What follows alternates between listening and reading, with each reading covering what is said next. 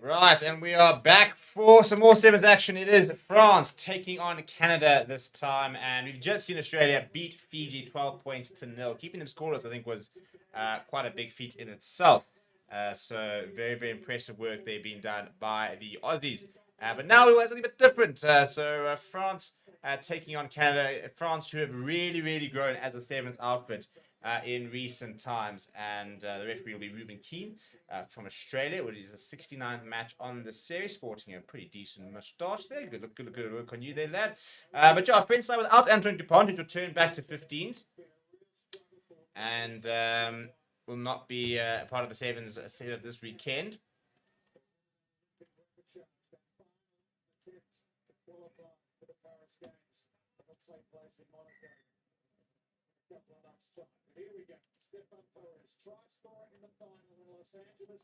Right, and we're underway here. France getting us underway, and it's a really, really good take. Oh, that's brilliant. Absolutely phenomenal work there from Canada. Kalasega holding up the man there. Bit of a beaten Tarawera sort of vibes.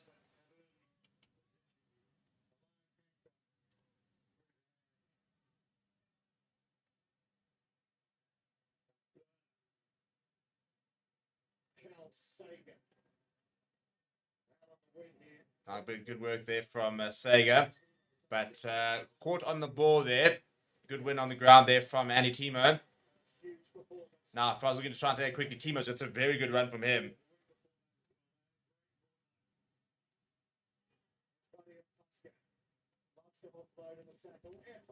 And over they go. How easy is that? We're not even a minute into it, and Zegda's gone over for France. The French fans celebrate. Easy as you like for him. His 6th try of the season. But initially, the physicality on display there from Andy Timo. I mean, just sit down, son. And then Pesquet just drawing 1 or 2 defenders. One more time, and then into the corner goes Zegda. No issues whatsoever. Easy as you like, really, for France.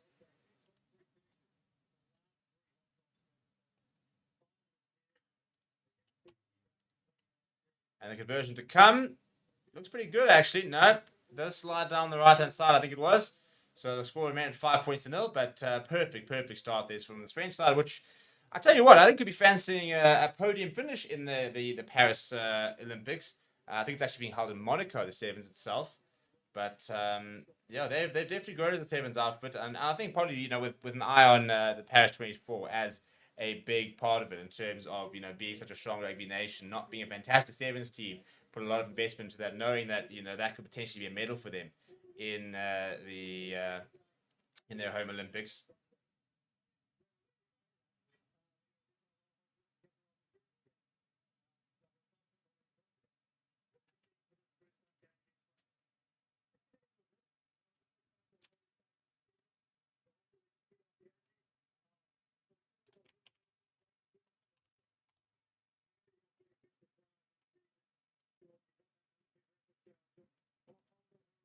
And on the left hand side, go France.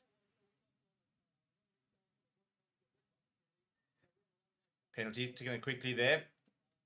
Good work here from Reva, just trying to up the tempo, and he's going to go straight through. I tell you what, it's a double.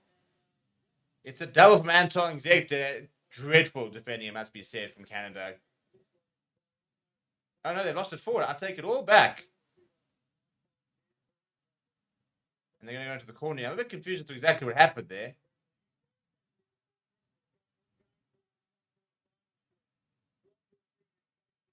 So it's another try there for France. I mean, you've got to feel for the Canadian coach here. He's been being interviewed now for 2 minutes. I mean, he's trying to coach here, lads.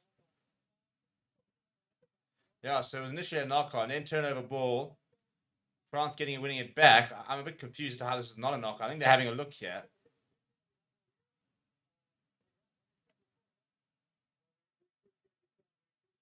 Nope, no knock on there. It's a dreadful conversion attempt. And they finally let the Canadian coach get back to his work. Yeah, I'm not entirely sure how this try has been allowed. It looked like a definite knock on there from Zegda. Yeah, even the coach agreeing there. Well, of course, the coach kind of would agree on that.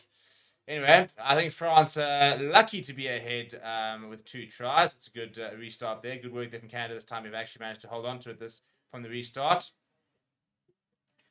There you go. It's a nice little inside ball. Losing the ball forward, though, so it'll be turnover ball. And this is kind of the problem when it comes to these sort of matches. You've got a Canada who not qualified yet for Paris. They are the underdogs in the game. And sometimes in trying to compete with a better team, they're just trying to sort of force the issue a little bit there. And I think Hager probably a little bit guilty of maybe sort of trying to do a bit too much.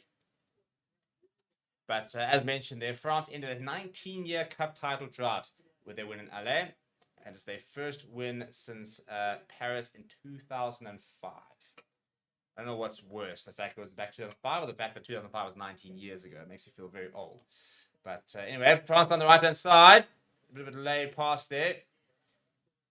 Narrow barge there. It's a nice overlap. And the ball's gone in behind the receiver. Very, very good defense being shown there. I think that's Elias Hancock who's come up here. Or it could be Josiah Mora. France keeping quite tight on the right-hand side. Reven now trying to find a bit of space.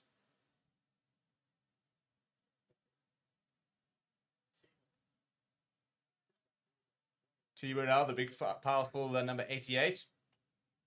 Legs being taken from underneath them. Good defense from Canada. Much better from them. Pascal there being caught in the ball. Popping it up to Zegder, who scored the first. And should have had a second, really. Now he gets the offload away to Timo. And that should be a penalty. Oh, it's a great turnover. That's phenomenal work being done by Currie and Nala.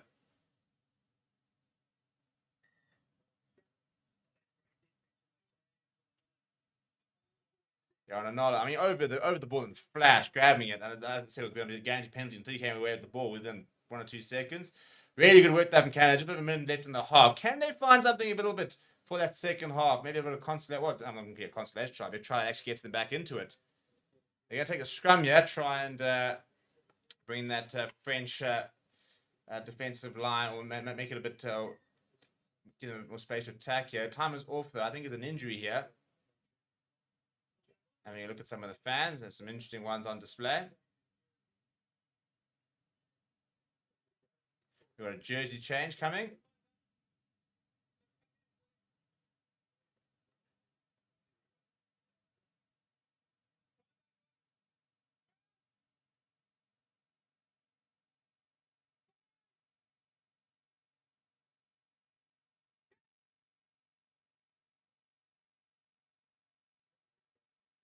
And that's good pressure. Knock on there coming from Canada. Turnover ball here for France. Pascal now looking for options. 25 seconds left. Good work there from Hager. Penalty advantage there. Penalty here for France. And 14 seconds left. Should run the clock down a little bit. But I reckon they'll probably look for a late try in this first half.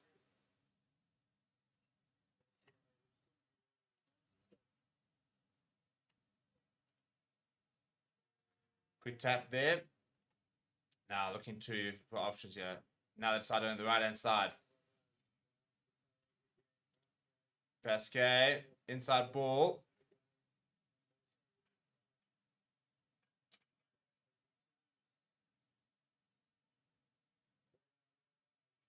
Ribage now. It's nice inside ball back. Now Zegda.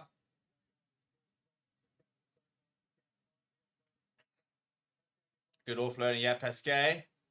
That's a horrible pass. Horrible pass to Ip here. And that will be the half.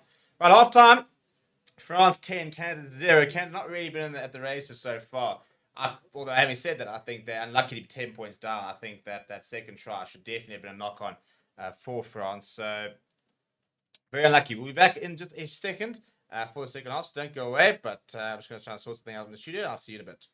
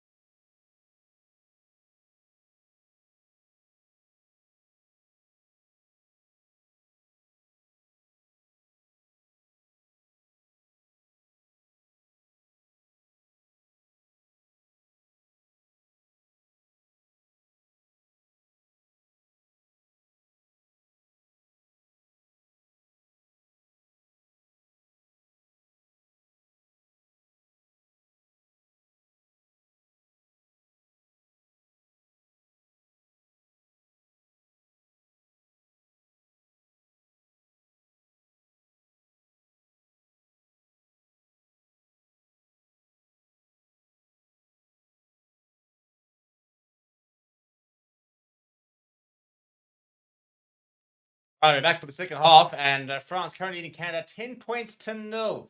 And yeah, coming off the back of winning the cup in LA. So looking to go back to back. There is a certain entente point lessness about them, but a good turnover there from Hager for Canada. So an opportunity for them to try and see if they can hit back and try and score a try earlier on the second half. Give them a bit of an avenue back into the game. Solid carry there coming from Cody Nyanala.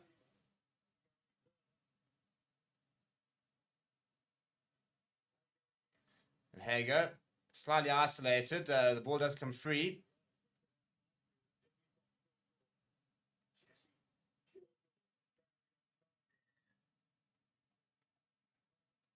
And a penalty for holding on for France. So another turnover ball here. Yeah, I mean, I think this French side, obviously, we're going to see Antoine Dupont coming back in, and I'm sure he'll make the Olympic squad. He'll be part of it. He'll be one of the key players there for them. Has definitely showed early on that he's very capable sevens player and that he can add a lot of value to it. I think they could be genuine contenders. I think that if we look at, for example, look at the tables. Where is it? I have them somewhere. So we look at the standings. Argentina become a pretty dominant force in sevens. They currently lead the World Championship by 90 points. The next best is 70 points. Ireland are the second best. Then Fiji there, but Fiji for me have been a bit unconvincing the last few tournaments. France kind of sitting in fourth place. Australia have been getting better. They had two very good tournaments where they went back-to-back silvers, but haven't really done much since then. New Zealand started off strong, and they've kind of been a bit inconsistent. And then South Africa, well, they started off strong and then faded into basically nothing. They have had a coaching change, and they've had two very good results so far this weekend. So we'll have to wait to see if the Blitzboks are officially back. But they are way back, less than half the points accumulated so far of Argentina, who've gone silver, gold, gold, gold. That's how good they've been so far this season. So very much for me the favourites at the moment, looking towards that World Cup. Ireland have come a bit from nowhere and are really sort of holding their own. But yeah, I think they've taken advantage of the fact that the likes of New Zealand, South Africa have been a bit off. I don't think Fiji have been at their best. So I think we are seeing a bit of a change in the sevens world order, really.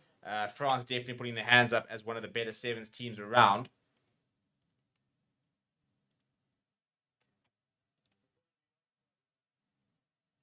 Right, Canada looking to build from deep. Nice little wrap around there, but Pascal gets that as well. But a little person at the top. That's really good work here. Nice and space from the man who's a lot of pace, as Josiah Mora. He's driven back in the tackle, but ball is available. On the left-hand side, now Canada to go. Need to try and use that full width of the field. They do that, but it's a terrible pass. Comes off the boot and into the hands of Timo.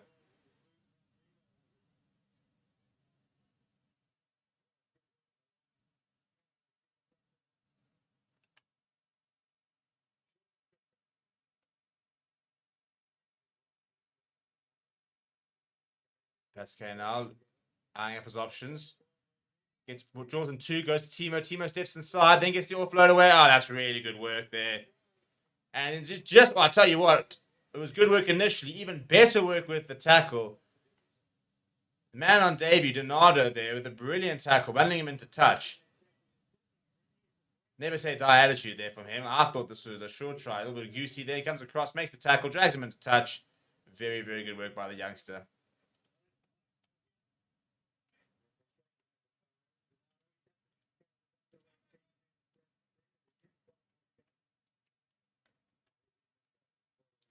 Turner. Good work at the front of the line up there.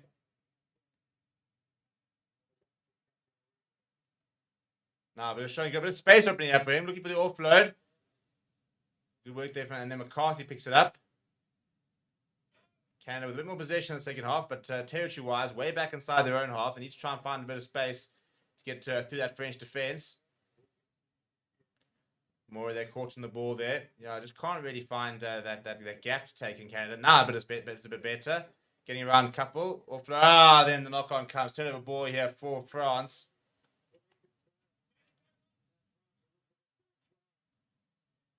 They go to the cross kick there. Not sure it's the right option. They're going to stay in. Moore is back there. He'll get bundled into touch. It'll be a 5-meter scrum for France. Not the worst option in the world. So taking back is the core there. It was a good covering by Moore, but I don't think the kick was the worst option, actually, having looked at that. A couple of, I mean, they were about two. I mean, they were 3-2, so I mean, it could have been a draw and pass, probably created the overlap. But there was a lot of space in behind. No sweeper for Canada, so Yeah, not the worst option. Didn't quite come off, but they have an attacking scrum here with France, so they've taken 4 minutes so far without scoring any tries so far this half. But I think this could potentially be where they manage to break the deadlock in the second half and continue their try scoring. They are ranked fourth at the moment, Canada down 12th, with the rankings coming into this tournament. Pasquet. Now a bit of a one-on-one situation here. And he's won the race there. He's won the race. So good there. Grandidier. So, yeah, just eyeing up his defender, making him stop there, and then just having the pace down the right-hand side. I did say this was probably going to be where they look to strike, and they do strike. Aaron Grandidier goes over for France, coming off the bench. Bang. Bang, bang, bang.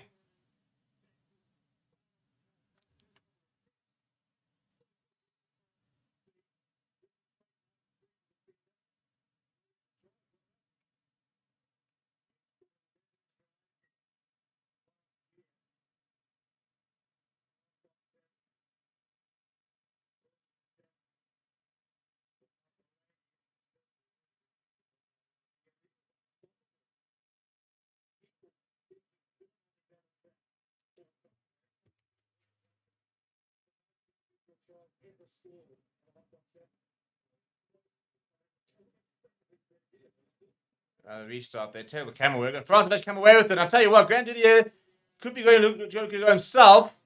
Joseph down the right-hand side, and in they go. And that is pretty poor. Mazzolini, who's just come on as a replacement, will grab a try itself. And France now running away with 22 points to 0. Off the kickoff there, Grandidier came away with it, did well. Popped it up off the ground to Joseph. And just sliding down the right-hand side. They always had they're always backtracking with Canada. Weren't very well set. And France, clinical. Very, very clinical this time. And the current, the last tournament's a very good conversion as well. 24 points to 0. Yeah, last Sevens tournament winners looking pretty good early on here in Hong Kong in their weekend opener.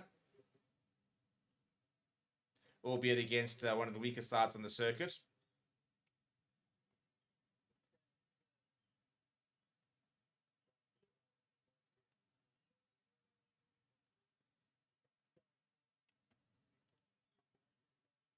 And a penalty there for France. So another opportunity with just less than 30 seconds on the clock.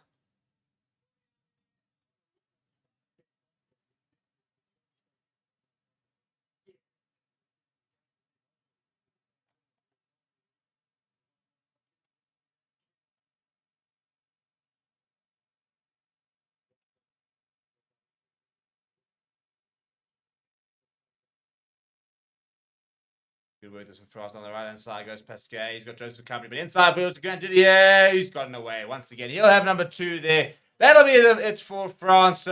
He goes 29 points to 0 with the kick to come, which should pretty much be good.